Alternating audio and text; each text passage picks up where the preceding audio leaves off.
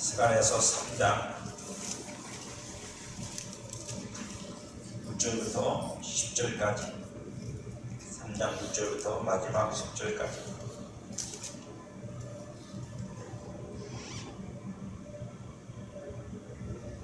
함께 합독하겠습니다. 다같이 말씀을 봉독합니다. 여호와의 천사가 여호수아에게 증언하여 이르되 만군의 여호와의 말씀에 네가 만일 내 도를 행하며 내 규례를 지키면 내가 내 집을 다스릴 것이요 내 뜰을 지킬 것이며 내가 또 너로 여기 서두르는 자들 가운데 왕래하게 하리라. 대제사장 여호수아야, 너와 내 앞에 앉은 내 동료들은 내 말을 들을 것이니라. 이들은 예표의 사람들이라. 내가 내 종 싹을 나게 하리라. 만군의 여호와가 말하노라. 내가 너 여호와 앞에 세운 돌을 보라. 한 돌에 7눈이 있느니라. 내가 거기에 새길 것을 새기며 이 땅의 죄악을 하루에 제거하리라. 만군의 여호와가 말하노라. 그날에 너희가 각각 포도나무와 무화과 나무 아래로 서로 조리하리라 하셨느니라. 아멘. 우리가 지난 시간에는 하나님께서 환상을 통해서 여호수아를 거룩하게 하시는 하나님을 보았습니다. 그러니까 거룩하게 되는 모습을 보았고, 이제 그 여호수아, 대제사장인 여호수아가 하나님 앞에서 대제사장으로서의 올바른 삶을 살면 어떤 일이 벌어지는지에 대해서 말씀하고 있습니다. 그래서 오늘 말씀의 제목은 희곡의 7번째, 하나님이 먼저 세우시는 것이라는 제목으로 말씀을 나누겠습니다. 세우는 거에도 순서가 있죠. 집을 먼저 세우면 집 안 됩니다. 기초를 하고 기둥을 세우고 그리고 거기에 벽을 쌓고 그리고 칸을 나누고 그리고 지붕은 대부분 맨 마지막에 하든지 지붕 씌우고 칸을 나누든지 그렇게 건축을 해가는 순서들이 대부분 그렇게 되어 있습니다. 하나님이 어떤 일을 하시고 어떤 걸 세우시는 데에도 순서가 있습니다. 질서가 있습니다. 무턱대고 다 되는 것도 아니고 한꺼번에 하시지도 않고 이렇게 하나님께서 순서대로 그 일을 진행하셔서 마침내 이루어 가십니다. 저와 여러분들에게 이루어질 구원도 마찬가지입니다. 그냥 그 구원이 그냥 주먹구구식으로 되는 게 아니라 하나님은 다 영화에도 나오는 멘트이긴 합니다만 하나님은 다 계획이 있으십니다. 그리고 그 계획을 따라서 진행하고 계시고, 물론 우리는 그 계획을 전체적으로는 압니다. 로마서 8장에 남아있는 것처럼 그죠? 하나님이 아는 자들을 부르시고 부르신 자들을 의롭다 하시고 의롭다 한 자들을 영화롭게 하셨느니라. 이게 하나님의 계획이죠. 하지만 그것이 구체적으로 우리에게 어떻게 이루어질지에 대해서, 그 궁극적인 삶에 대해서는 우리가 자세히 모릅니다. 그래서 반드시 진리와 성령이 필요하고, 그 진리와 성령으로 세워지는 삶을 성경은 예배라고 말합니다. 전체적인 의미에서 그게 예배다. 이렇게 모여서 예배드리는 건 우리가 그 모임을 가지고 하나님을 찬양하고 영광을 드리는 특별한 거고, 예배의 전형적인 건 그 진리와 영으로 세워져 가는 것이 되어야 예배가 되는 겁니다. 그것은 안 하고 그냥 모이기만 해서 예배를 드리는 건 사실상 그렇게 큰 영향력이 있다고 보여지지는 않습니다. 가치가 없는 게 아니라, 이 예배, 모이는 예배를 여러분들이 정말로 영광스럽게 만들려면, 그래서 삶을 통해서 하나님이 여러분에게 진리와 성령으로 만들어내신 여러분이 여기 와 있어요. 그런 여러분이 여기 와서 그 은혜를 찬양하고 하나님이 내 삶에서 나를 어떻게 하셨는지를 높이는 게 있어야 이 예배가 재밌고 신이 나는 거예요. 그걸 다 폐기해버리고 여기 와서만 뭘 하려고 그러면 안 됩니다. 그래서 진짜 대부분 우리는 이걸 뒤집어 놓고요. 여기서 뭔가를 해가지고 세상 가서 뭘 이렇게 해보려고 그러는데 사실은 거꾸로 해야 맞습니다. 제자들이 70명의 제자들이 예수님의 명령을 받아서 전도를 하러 갔죠. 가서 예수님의 이름으로 막 전도도 하고 예수님의 이름으로 귀신도 쫓아내고 예수님의 이름으로 병자를 낫고 신이 나서 들어와서 주님께 보고를 합니다. 주님의 이름으로 이런 일이 벌어집니다. 그랬더니 하나님 주님께서 말씀하세요. 참, 내가 봤다, 내가 안다. 그렇잖아요. 주님이 하신 일인데 주님이 모르실 리가 없잖아요. 그러면서 하나님께 영광을 돌립니다. 이런 것들을 어린아이에게는 보이시고 어른들에게는 감추심을 큰 사랑해요. 여러분, 이게 진짜 예배지. 그죠? 그게 진짜 예배죠. 저와 여러분들이 삶 속에서 만난 하나님을 주님 앞에 모여서 우리가 함께 모일 때 거기서 간증하고 거기서 나누고 그 은혜로 충만하여 하나님께 영광을 드릴 때 예배가 되는 거죠. 그죠?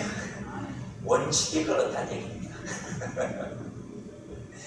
자, 그래서 세우는 건 순서가 있어요. 뭐가 먼저 세워질지가 중요합니다. 하나님은 대제사장 여호수아에게 아름다운 새 옷을 입히고 정결한 관을 지난주에 씌워주셨어요.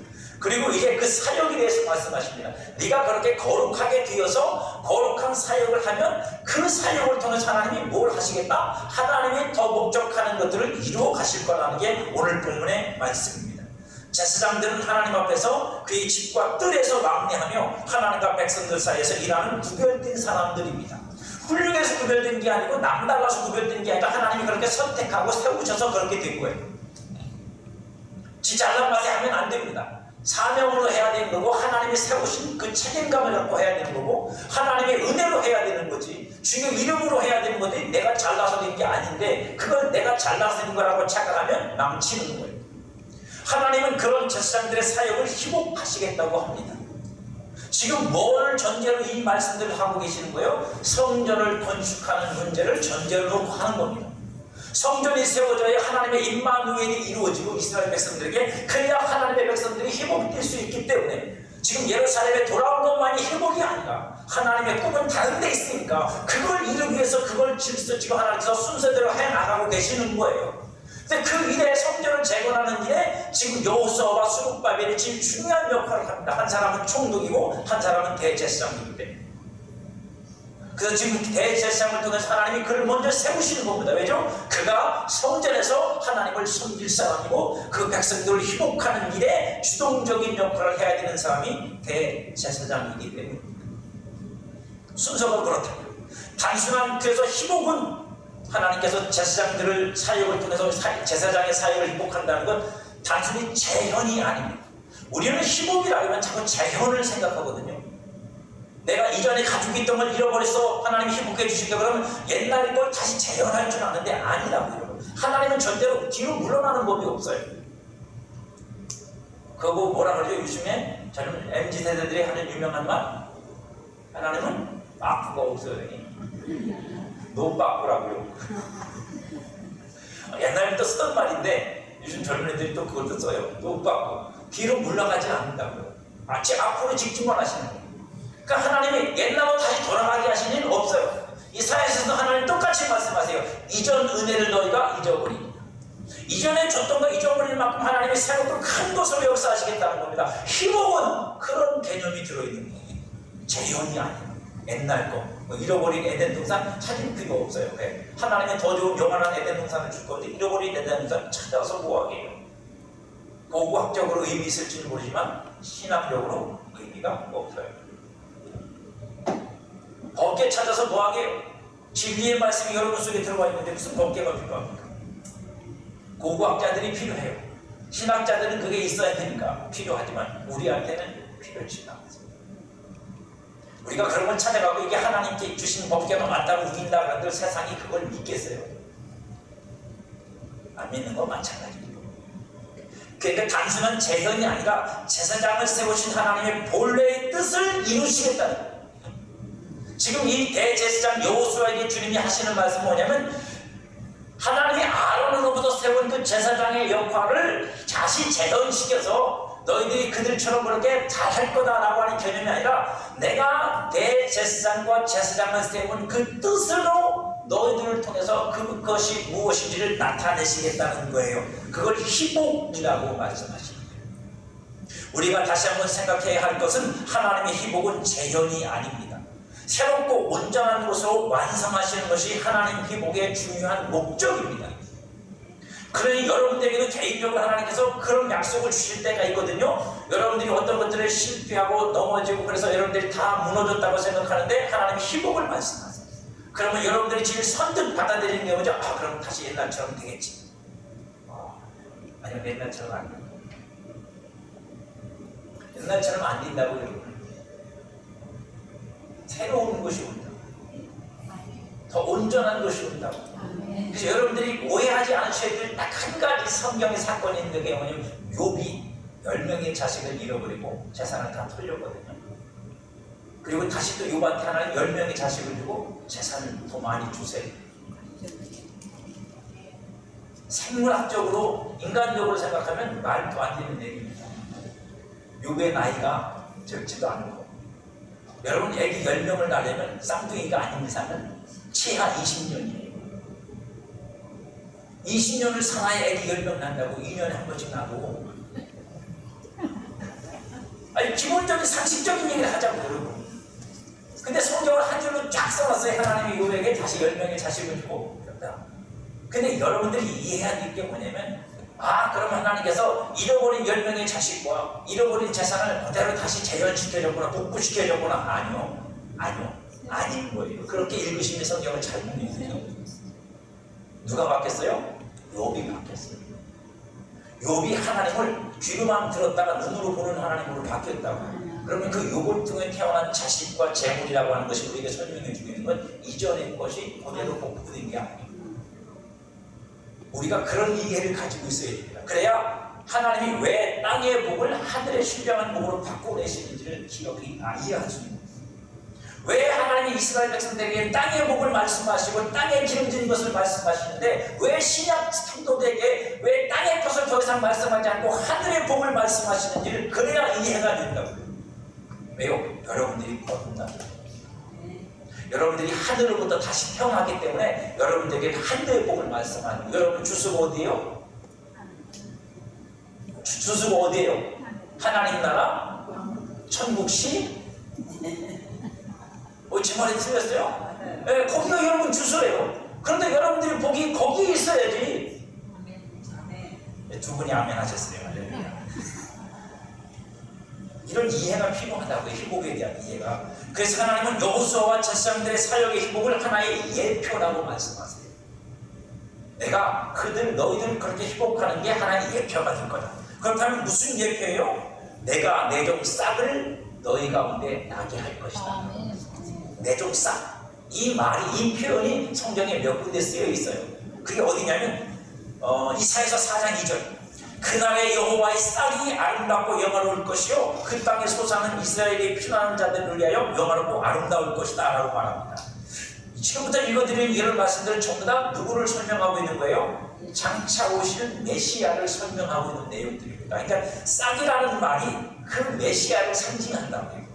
에레미야 23장 5절 여호와의 말씀이니라 보라 때가 이르니 내가 다윗에게 한 의로운 가지, 여기서는 가지라고 말해요. 가지를 일으킬 것이다. 그가 왕이 되어 지혜롭게 다스리며 세상에서 정의와 공의를 행할 것이다. 이것도 메시아에 대한 예언입니다. 에레미야 33장 15절 그날 그때에 내가 다윗에게 한 공의로운 가지가 나게 하리니 그가 이 땅에 정의와 공의를 실행할 것이다. 싹이라는 말과 가지라는 말은 같은 거예요. 선지자들이 예언한 싹 혹은 가지는 모두 그 시대의 어떤 인물을 상징합니다. 인물을 상징해 주는데 그래서 그 인물 중에 하나가 누구예요? 바벨론을 멸망시킨 왕. 그죠? 다리오가 하나님 앞에 쓰임을 받았거든요. 다리오 왕이. 그 사람이 예언의 1차 대상자예요. 하지만 그 예언의 1차 대상자 아니라 궁극적인 대상자는 예수님이에요. 예수님을 통해서 이루실 하나님의 나라, 예수님을 통해서 희복되어질 하나님의 나라를 설명하고 있는 겁니다. 그러니까 시대에 많은 1차적인 대상들이 있지만 궁극적으로는 예수 그리스도를 통해서 이루어질, 성취되어질 온전한 것에 대한 것을 말씀하고 있는 거란 말입니다. 그 하나님의 종인 싹이 와서 대제사장과 제사장의 직무에 진리를 밝혀서 그것을 하늘의 것으로 완성하시고 희복하시겠다. 그게 하나님이 오늘 스가랴를 통해서 대제사장 여호수아에게 하시는 말씀입니다. 그때가 올 거다. 너희들은 그것의 예표다. 그래서 하나님께서 초라하게 저진 성전을 놓고 뭐라고 말씀하시다고요? 이전 영광보다 이후 영광이 크리라. 그럼 하나님이 그 말씀하실 때 이후라는 개념은 뭐예요? 자꾸 초라한 성전이지만 내가 은혜 있게 그런 개념도 들어있지만 그게 아니라 뭐예요? 장차 하나님이 보내신 메시아를 통해서 세워질 진짜 성전, 그 성전의 하나님의 영광이 더 큰 영광이 임할 것이다. 맞죠? 예수님을 통해서, 성전인 예수님을 통해서 나타난 하나님의 영광이 제일 큰 영광이에요. 그보다 큰 영광은 없습니다. 자, 그래서 그 일을 행하신 분이 예수님이에요. 예수 그리스도가 대제사장이 되시면 그래서 하나님이 정하시고 세우신 겁니다. 하나님이 창세전부터 계획하고 준비하셔서 이루어낸 일이에요. 예수 그리스도는 대제사장이 되시기 위해서 고난으로 순종을 배워서 그 자리에 오르셨습니다. 어떻게 되는지 보세요. 히브리서 5장 5절 여러분들도 한번 같이 읽으시면 좋습니다. 또한 이와 같이 그리스도께서 대제사장 되심도 그리스도가 대제사장이 되신다고요. 스스로 영광을 취하시니 아니요 오직 말씀하시니가 그에게 이르시되 너는 내 아들이니 내가 오늘 너를 낳았다 하셨고 또한 이와 같이 다른 데 말씀하시되 네가 영원히 멜기세덱의 반차를 따르는 제사장이라 하셨으니 이렇게 됐단 말이에요. 이렇게 됐는데 그럼 어떻게 해서 그렇게 되셨느냐? 그는 육체에 계실 때 자기를 죽음에서 능히 구원하신 이에게 심한 통곡과 눈물로 간구와 소원을 올렸고 그의 경건하심으로 말미암아 들으심을 얻었느니라. 그가 아들이시면서도 받으신 고난으로 순종을 배워서 온전하게 되셨은즉 자기에게 순종하는 모든 자에게 영원한 구원의 근원이 되시고 하나님께 멜기세덱의 반차를 따른 대제사장이라 칭하심을 받으셨느니라. 예수님이 어떻게 대제사장이 되셨는지를 설명해 주고 있는 부분입니다. 두 가지를 설명하죠. 하나는 뭐냐면 그가 하나님의 아들이시지만 그거 뭐예요? 다 떼버리고 하나님의 아들이라는 명분을 다 떼버리고 육체를 갖고 우리와 같이 있어서 오셔서 하나님 앞에 순종을 배워서 어떤 순종이요? 십자가로 죽기까지 순종하는 순종을 배워서 마침내 뭐가 되셨대요? 온전하게 되셔서 하나님의 아들로 인정을 받으셨대요. 그 말이 무슨 뜻이에요? 낳았다는 말입니다. 그가 하나님 뭐라 그랬다고? 내가 오늘 너를 낳았다 하셨으니 라고 하는 이 표현이 그 뜻이란 말입니다. 그냥 쑥 나서 하고 낳았다는 말이 아니라 내가 너를 해산해서 낳았다 말이에요. 그렇게 나온 게 예수 그리스도란 말이에요. 그래서 하나님의 아들로 인정이 있었어요. 순종을 통해서. 그리고 그가 순종돼서 하나님의 아들이 된 다음에 대제사장이 되는데 대제사장은 원래 누구만 돼요? 아론의 자손들만 대부분 되고 아론의 자손을 벗어난 사람부터는 어디서부터? 사무엘은 아론의 후손이 아니에요. 그럼에도 불구하고 그가 제사장의 역할을 하거든요. 그러니까 그런 식으로 하나님께서 족보를 따져 있는데 예수님은 유다 사람이에요. 제사장이 될 수가 없어요. 족보상. 그러니까 어디다 붙이세요? 멜기세덱. 하늘의 제사장의 제도가 세워지기 전에 있던 제사장이에요. 아브라함 시대 때 나타났던 제사장이라고. 거기다 붙여서 그래서 그 제사장 무슨 제사장을 해요? 왕을 섬기는 제사장이었단 말입니다. 그 멜기세덱이라는 사람. 그래서 이름도 없고 아무것도 없어. 고향도 없고 주소도 없고 부모도 없어. 설명상 성경이 그렇게 되어 있어요. 그 반차를 따르는 이제 하늘의 제사장이라는 얘기예요. 예수님은 이 땅의 제사장이 아니라 하늘에 직접적으로 제사를 드리는 제사장이다. 그 뜻으로 설명하는 거예요. 그분은 세상에 계실 때 연한 가지와 같아서 흠모할 만한 것이 하나도 없었어요. 이사야서가 그렇게 말하죠. 그는 뭐라고요? 연한 가지와 같아서 흠모할 것이 하나도 없다. 그러니까 어떤 사람은 그렇다. 예수님이 못생겼다. 자, 그런 수준 떨어지는 것도 책으로 쓰는 사람도 문제고 그걸 읽으면서도 그걸 또 은혜를 받는 사람들도 문제고 한 예수님이 못생기든 잘생기든 뭔 상관이 있어요. 흠모한다는 게 겨우 설명할 게 생긴 것밖에 없어. 생긴 것밖에 없냐고. 시험 들지 마세요. 그런 것 때문에. 어떤 사람은 예수님을 아프리카 사람으로 부르나요? 아무 문제 없어요. 물론 유대인 예수님은 여러분 아프리카 사람이 아니고 유대 사람입니다. 그러니까 유대 사람의 전형적인 모습을 가지고 있어야 돼요. 그 시대에 어떤 상이 있잖아요. 정확하게 예수님 얼굴을 본 사람이 남은 사람이 없으니까. 또 환상 속의 사람들이 예수님 봤다는 사람들은 제대로 얼굴을 못 봐요. 예수님 얼굴을 정확하게 본 사람이 없어. 어떤 사람은 그저 그 그림에 나오는 성화에 나오는 예수님처럼 봤다 그랬는데 그거는 자기 이미지 속에서 나온 거예요. 예수님은 그렇게 안 생겼어요. 가만히 알지만. 왜냐면 유대인들은 그렇게 생긴 형태가 없이 이 체형 자체가 그렇게 안 생겨서 그건 서양 예수님이에요. 서양이라는 예수님을 여러분. 그래도 서양에서 그쪽 사람들 잘생겼어요. 인목무기가 멋있고 폼나고 체격도 좋고 그죠? 흠모할 것은 하나도 없었지만 십자가로 죽기까지 순종을 하시므로 뭐라고요? 하나님의 아들로 인정을 받으시고 그리고 멜기세덱의 반차를 따라 대제사장이 되셨어요. 이게 바로 예수님이 대제사장이 되시는 방법이고 오늘 하나님께서 이 스가랴를 통해서 대제사장 여호수아에게 말씀하시는 그것 너희들을 내가 희복하리라 라고 하는 말씀은 그 대제사장 여호수아와 그 시대의 제사장들을 희복하고 다시 성전이 세워지는 이 문제만이 아니라 장차 예수님을 통해 세워질 하늘의 성전에서 대제사장이 되실 분이 나타날 거라는 걸 말씀하는 거고, 그러면 성전도 하늘의 것이요 대제사장도 하늘의 것이면 그 대제사장을 통해서 제사를 드리는 백성들도 어디 것이 되는 거예요? 하늘의 백성이 되는 거예요. 하늘 것이 내려와서 땅의 것으로 제사를 드리는 법은 없어요. 땅의 것으로 하늘의 것으로 제사를 대신할 수도 없는 겁니다. 그건 성경이 가르치는 원칙. 뿐만 아니라 오늘 하나님께서 대제사장에게 뭘 보여줘요? 그 앞에 돌 하나를 보여주는데 그 돌에 뭐가 있냐면 7 눈이 달린 돌이에요. 여러분 돌에 눈 달린 거 보셨어요? 저는 여러분 딴 거는 못 봤고 희한한 거 눈이 4개인 건 못 봤어요. 보신 분 있으면 혹시 얘기해 주시고, 저는 젖꼭지가 4개인 사람을 봤어요. 제 친구 녀석 중에 하나가 젖꼭지가 4개입니다. 제가 그래서 그래, 너는 속가냐 돼지가냐? 젖꼭지가 2개 있는데 웬일이야? 정말입니다. 여기 원 정상적인 데 하나 있고 겨드랑이 있는 데 하나가 또 있고 2개가. 그래서 너는 하나님께서 짐승으로 내보내다가 그거 살 빼서 너 사람인 것 같다. 어디 사람이 젖꼭지가 4개가 될 수 있냐? 제가 놀렸던 친구인데 옆집 사는 친구예요. 여러분 돌멩이에 눈이 7이 달렸대요. 하나님 앞에 세움을 입은 돌은, 하나님 앞에 세움을 입은 돌은 메시아를 설명해 주는 겁니다.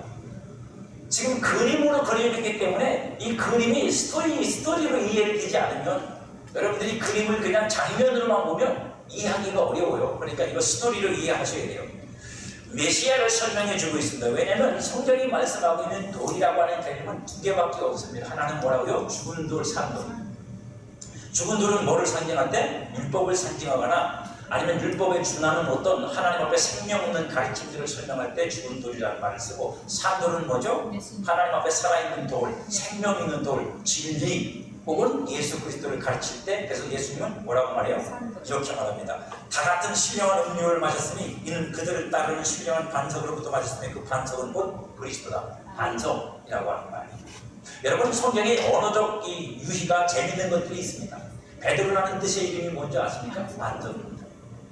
근데 그래서 예수님께서 그 반석 위에 내가 교회를 세우리라고 할 때 그 반석과 베드로라는 말은 단어가 비슷한데 달라요. 다릅니다. 좀. 같은 뜻을 갖고 있는데 다른 말이에요.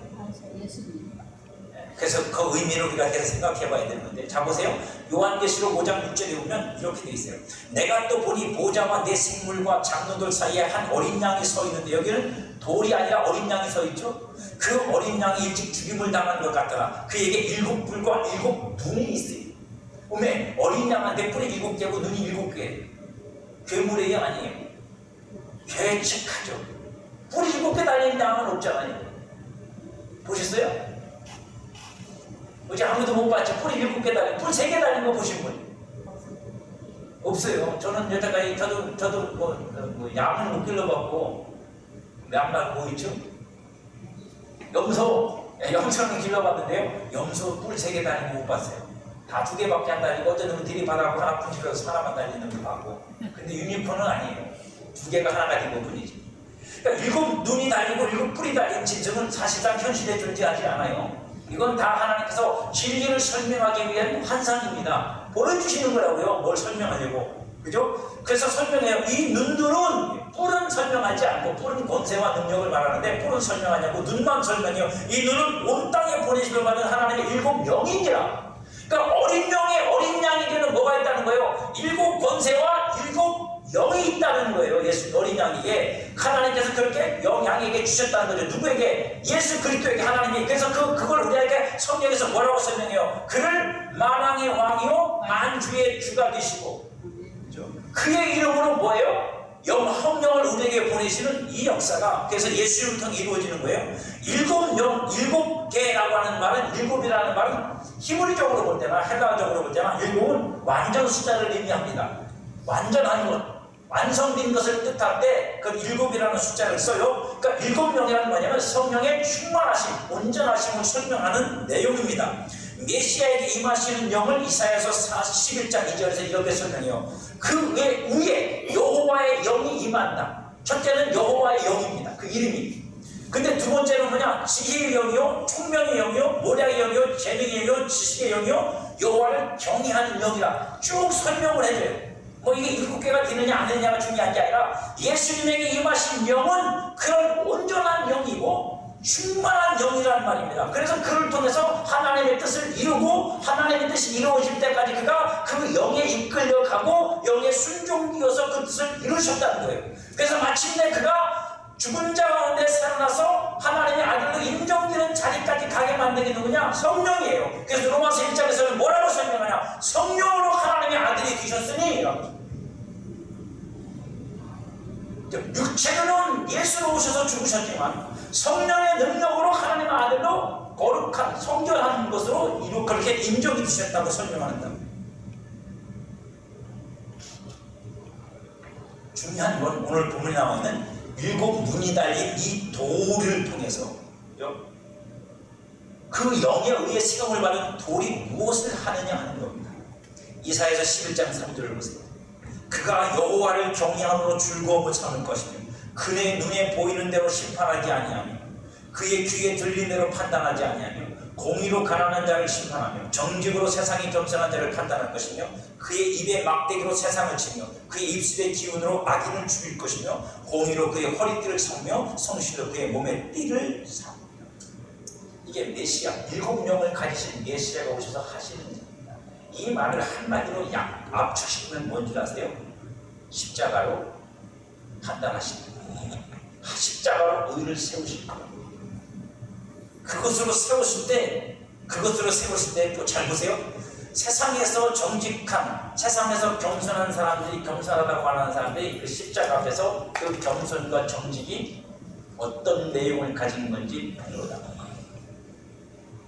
나는 정직하고 나는 겸손한 사람이라고 떠올리는 사람들이 예수 그리스도의 십자가가 딱 세워져서 그 앞에 서면 그 정직이라는 것과 그 겸손이라는 게 얼마나 엉뚱인지가 숨길 수도 없고 감출 수도 없다. 그래서 말하는 입에 막대기로 세상을 치며 그 입술의 기운으로 악인을 죽일 것이고 공의로 그의 허리띠를 삼으며 성실로 그의 몸을 띠를 삼을 것이다. 하나님의 구원이 세상에 나타나게 하신다는 말씀이고 그 구원은 오직 메시아이신 어린 양이신 예수 그리스도의 십자가의 죽으심을 통해서 그것이 실현되고 나타날 것이다. 그러므로 인간들이 자랑하던 모든 것들이 그 십자가 앞에서 수치가 되고 부끄러움이 됩니다. 성도는 이 마음을 가진 사람이에요. 성도는 이 마음을 가진 사람이에요. 무슨 마음이요? 나의 공로, 나의 의는 십자가 앞에 없습니다. 아직도 여전히 내가 잘한 게 많다고 생각되면 그는 이미 십자가의 은혜에서 멀어져 있는 거예요. 뭘 많이 하고 못하고의 문제는 아닙니다.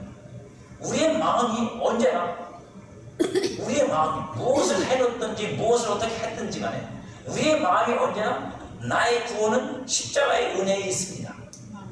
나의 나님은 하나님의 은혜에 있습니다. 여기를 벗어나지 않아야 우리가 안전한 거예요.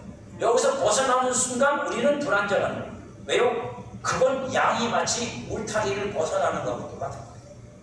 양이 울타리를 벗어나면 언제 늑대와 이리한테 잡혀갈지 아무도 모릅니다. 그건 우리의 신앙에서 아주 중요한 영역을 차지하고 있습니다. 스가랴도 세워진 돌을 통해 하나님이 무엇을 할 것인지 이렇게 설명합니다. 새길 것을 새기며 이 땅의 죄악을 하루에 제거하리라. 하나님이 세울 것을 세우고 새긴다는 말은 뭐냐면 찢는다는 말입니다. 새긴다는 말은 찢는다는 말은 단어들 언어들 뜻이 똑같은 거예요. 무슨 얘기예요? 내가 찢어서 세상의 죄를 하루 만에 제해버린답니다. 그 일을 누가 하셨는데? 예수님이 하셨어요. 그래서 히브리서에서는 예수님의 죽음을 뭐라고 말해요? 찢겼다고 말합니다. 뭐가 찢겼다고요? 휘장이 찢어졌다고. 육체가 찢어져서 휘장이 찢어져서 육체가 찢어져 죽어서 뭐가 열렸다? 지성소 하늘이 열렸다. 하늘로 들어가는 문이 길이 열렸다. 그래서 우리는 그 안에 믿음으로 가면 되는 거다라고 말하고 있습니다. 하늘의 성전이 열린 거예요. 지성소가. 색이 그저 찢을 것을 찢어서 땅의 죄악을 제거하시겠다는 겁니다. 그렇게 찢겨져 우리의 죄악을 담당하신 분이 예수 그리스도 우리의 대제사장이십니다. 그리고 우리로 그 찢김을 의지하여 하나님께 나아가게 만드는데 어디까지 나아가게 만드냐? 히브리서 10장 19절부터 이렇게 말씀하세요. 여러분들 읽으세요. 그러므로 형제들아, 우리가 예수의 피를 힘입어 성소에 들어갈 담력을 얻었다니. 성소는 지성소를 말합니다. 하나님이 계시는 곳, 그 길은 우리를 위하여 휘장 가운데로 열어놓으신 새로운 살길이요 휘장고의 곧 그의 육체이다. 예수님이 십자가에서 죽으실 때 이 휘장이 쫙 찢어져서 위에서부터 아래로, 위에서부터 아래로 찢어졌다는 건 무슨 뜻이에요? 하나님이 찢으셨다는 거예요.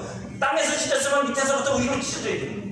근데 위에서부터 찢어졌다는 건 하나님이 위에서부터 쭉 찢어내셨다는 거거든요. 계속 있습니다. 또 하나님의 집 다스리는 큰 제사장이 계시매 우리가 마음의 뿌림을 받아 악한 양식으로부터 벗어나고 몸은 맑은 물로 씻음을 받았으니 참 마음과 온전한 믿음으로 어디로 나가자? 하나님께로 나가자. 할렐루야. 우리가 지금 여기서 기도하고 예배하면서도 영적으로 하나님께 나아가지만 궁극적인 건 뭐예요? 영원한 하나님이 계신 곳으로 우리가 간다는 얘기예요. 그 앞으로 간다고요. 여러분, 우리를 하나님이 그렇게 만들어 주시겠다는 거예요. 여러분들 잘 알죠? 이스라엘 백성들이 시내산에서 하나님이 내려왔을 때 하나님께서 이스라엘 백성들을 그 시내산 밑에다 세워놓고 시내산 꼭대기에서 모세를 만납니다. 그래서 하나님께서 이스라엘 백성들에게 모세를 통해 말씀하시죠. 너희들은 울타리를 쳐놓고 줄고 묶고 금줄을 쳤어요. 금줄이 뭐죠? 부정 타지 말라고. 진짜 금줄이잖아요. 하나님이 금줄을 띄워놓고 이 안으로 들어오지 마. 일반 백성들 너희는 여기 들어오면 다 죽는다? 너희들 넘어오는 순간 내가 너희들을 칠 거야. 내가 너희들을 죽일 거야. 너희들은 나를 대면해야 돼. 그 뜻이에요. 너희들이 나를 대면하면 너희 중에 살아남는 놈은 하나도 없다. 뭐 해야 살아남는데요? 하나님이 그들의 허물을 덮어주셔야 살아남는 건데 지금은 아직 그걸 너희들한테 말하지 않았을까? 너희들은 오지마 그러니까 보호가 안 돼. 그리고 1차로 끌어올린 사람들 누구예요? 여호수아하고 장로들만 데려다가 반석 위에다 앉혀놓으세요. 돌 위에다 앉혀놓으신다고 여러분. 의미가 있는 거예요. 여러분, 반석 위에다 앉혀놓는다고요. 그리스도 안에다가 세워놓은 거란 말입니다. 그리고 너희들은 여기까지. 그래서 그들은 백성들보다 더 높은 반석 위에서 하나님의 은혜를 경험하고 즐거워하고 찬송 부르고 막 합니다. 그리고 거기다가 띄워놓고 또 모세가 여호수아만 데리고 다시 또 올라가요. 시내산 꼭대기로. 거기는 장로들도 못 올라가요. 모세가 훈련해서 올라가는 게 아니라 하나님이 그를 그 안에서 부으셨기 때문에, 허락됐기 때문에 간 거예요. 그래서 거기에서 여호수아는 또 떨어져. 모세가 하나님을 만나는데 못 갑니다. 절대로 갈 수가 없어요. 가면 죽는 거니까. 그리고 하나님께서 거기서 모세도 되게 바위 위에 숨겨놓고 말씀하세요. 왜? 하나님이 정면으로 들이대시면 다 죽는 거예요. 인간은 살 수가 없어요. 이 육체를 가지고 하나님 앞에, 그 영광 앞에. 그러니까 감추시는 거예요. 하나님이 우리를 감춰놓은 짓에 두시는 거고 은밀한 능력이 계시는 거고. 그러니까 하나님은 우리가 하나님께 나아간다는 건 뭐예요? 그렇게 하나님 앞에 얼굴과 얼굴을 대면하는 상태가 돼도 안 죽을 수 있는 우리를 만들어내십니다. 그게 예수님을 통해서 이루시는 하나님의 궁극적인 목적이에요. 우리가 하나님의 아들의 영광을 입게 돼서 아버지와 함께 그 영광 중에 있으리라. 여기로 우리를 나아가게 하시기 위해서 대제사장이 예수님이 되시는 거고 성전을 하는 성전으로 삼으시는 거고, 지금 여호수아에게 하나님이 말씀하시는 건 그들로 만들어질 새로운 성전, 이게 초라한 성전 얘기하는 게 아니라 그거를 말씀하시지만 하나님이 예수님을 통해서 궁극적인 성전을 말씀하고 있는 거예요. 그걸 하나님이 이제 마침내 드러내시고, 세상에는 아직 그게 안 드러났잖아요. 뭐로만 나타났어요? 모형으로만 나타났잖아요. 성막, 솔로몬 성전, 이제 또 세워질 그 성전, 그죠? 그리고 예수님 때는 헤롯 성전, 이렇게 나타났는데 그거 말고 진짜 원본 하늘에 있는 진짜 성전으로 하나님께서 나타내시려고 말씀하시는 거예요. 그걸 위해서, 그걸 우리에게 깨닫게 하시려고 성전 지어라, 성전 지어라 말씀하시죠. 성전을 지어야, 그 성전의 의미를 알아야, 그래야 하늘을 알 수 있으니까. 왜요? 성전은 하늘의 모형이거든요. 하늘의 도형을 그대로 따다가, 이미지를 따다가 거기다가 만들어 놓은 거니까. 그러므로 성도는 하나님 앞에서 이런 신분을 갖게 되었어요. 어떤 신분이요? 베드로전서 2장 9절. 그러나 너희는 택한 족속이요 왕같은 제사장들이요 거룩한 나라요 그의 소유가 된 내 백성이니 이는 너희를 어두운 데서 불러내어 그의 기이한 빛에 들어가게 하신 이의 아름다운 덕을 선포하게 하게 하십니다. 어두운 데서 불러내서 기이한 빛에 들어가게 돼요. 기이한 빛은 뭐고 어둠은 뭐예요? 어둠은 하나님을 모르는 하늘이 뭔지 모르는. 기이한 빛은 뭐죠? 그런 우리 어둠 속에 있는 우리에게 기이한 세상에 있지 않은 빛 뭐예요? 하나님의 영광을 알 수 있는 빛을 우리에게 비추어 우리로 하나님을 알게 해주신 그 빛이 우리로 하여금 있단 말이에요. 우리에게 비췄단 말입니다. 누구를 통해? 예수 그리스도를 통해서 우리에게 비춰졌다고. 그래서 고린도전서에서 바울이 우리에게 말합니다. 뭐라고요? 하나님의 영광하는 그 빛을 우리에게 비추어 주셨습니다. 그래서 우리가 그 빛으로 뭐가 됐어요? 빛이 됐어요. 하나님의 아들이 됐다고. 하나님을 아는 자들이 됐다고. 그게 성도예요. 그 빛을 우리가 제대로 그 빛으로 살아가면 우리가 뭐가 된다? 세상의 빛이. 세상한테 어둠 속에 있는 세상 앞에 사람을 하나님이 왜 만들었는지, 하나님의 사람을 통해 뭘 하시려는지, 그 목적이 뭔지, 왜 예수를 믿어야 되는지 거기서 다 드러난 그 빛을 비춰요. 근데 우리는 그 빛은 안 비추고 그냥 세상적 가치의 빛만 비추잖아요. 착한 일 해주고 좋은 일 해주고 사람들이 좋아할 만한 일만 하는 걸 빛이라고 생각합니다. 그걸 하지 말자는 게 아니라 그 수준에서 멈추면 안 된다. 하나님이 우리를 빛이 되게 만드신 건 그것보다 훨씬 고급스러워. 그리고 이런 섬김으로 우리를 살 수 있게 만들어줍니다. 그러니까 섬길 수 있는 것보다 수준이 성경 읽기 전에 미리 말씀드리는 거예요. 섬길 수 있는 건 수준이다. 하나님 주님의 나라에서는 섬기는 게 곧 다스림이 된다.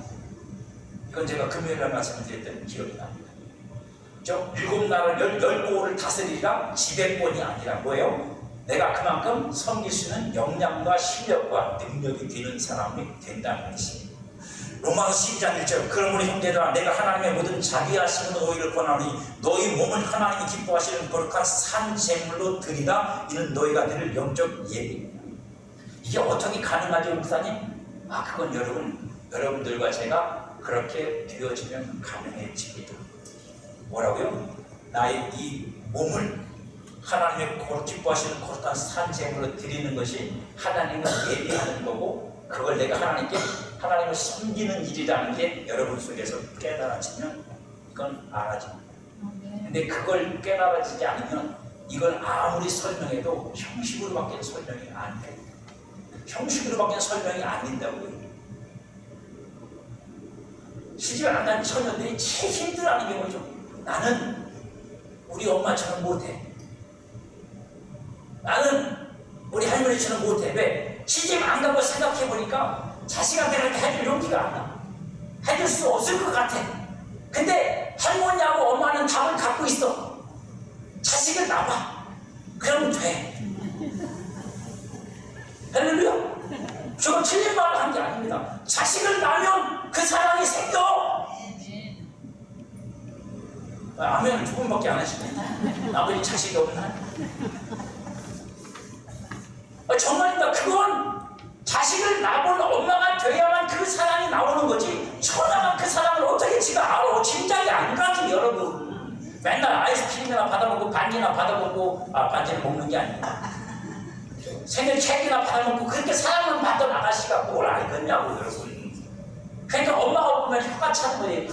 저기 시집 가가지고 못 하다가 걱정하지 말아요. 가버리면 야.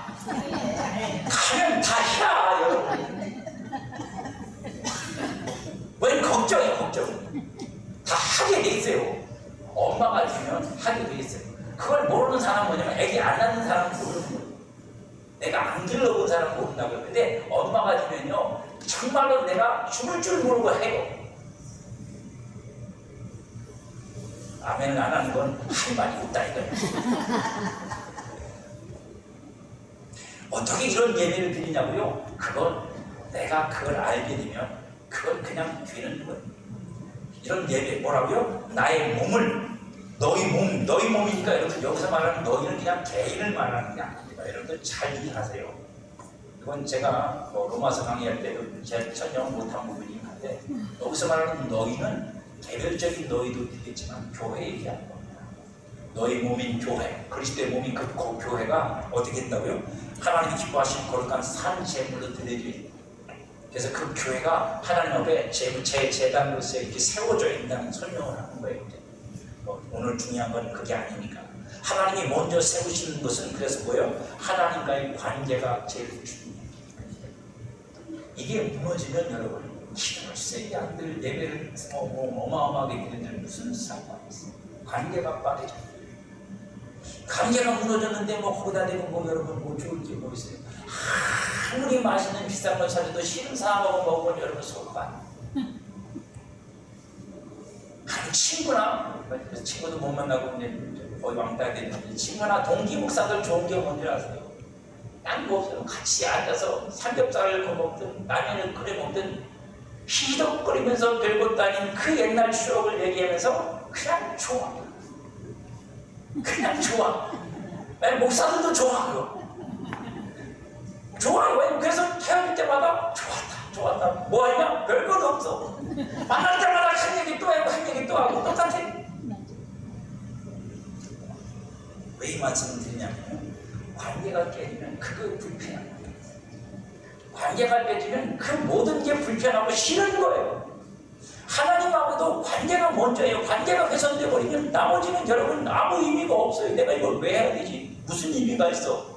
아무 의미가 없어요. 이걸 기억하셔야 돼요. 그래서 관계고 하나님을 알게 하시는 게 가장 중요한 거예요. 그래서 모든 것은 하나님으로부터 나오니까 하나님으로부터 나오니까 그거부터 바로 세워져야. 그렇지 않아요? 그거부터 바로 세워져야 되는 거예요.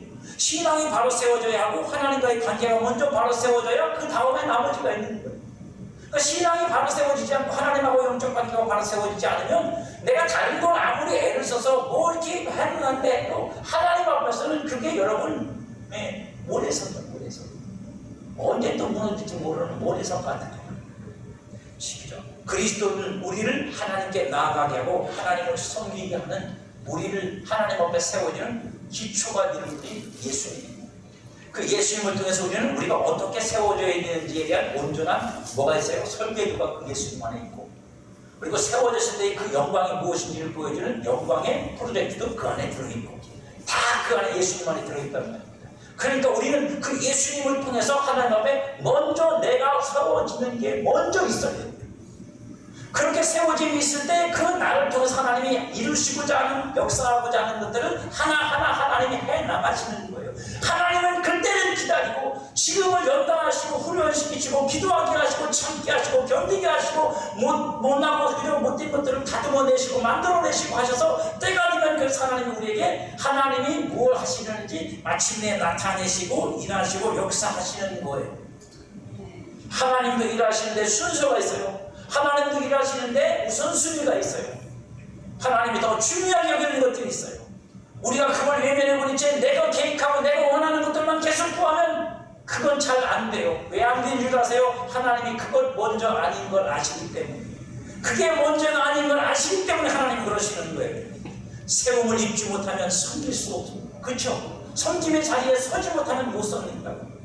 우리가 하나님을 섬길 수 있는 자리에 설 수 있는 건 예수 그리스도의 은혜와 성령을 보내서 우리를 새롭게 하셔야만 하나님을 섬길 수 있는 자리에 설 수 있는 거예요. 고난이 거기로부터 온다고. 섬길 수 있는 자격은 거기로부터 온다고. 여러분, 내 서비스 정신이 아니고 하나님을 사랑하는. 그러니까 섬기는 수준, 내 서비스 정신이 아니라 내가 얼마나 서비스를 잘해주는 사람이냐가 아니라 예수 그리스도의 은혜가 나를 하나님을 섬길 수 있도록 세우게 해주기 때문에 세움을 입은 대로 세워진 곳에서 충성하는 저와 여러분 되시기를 주님의 이름으로 축복합니다.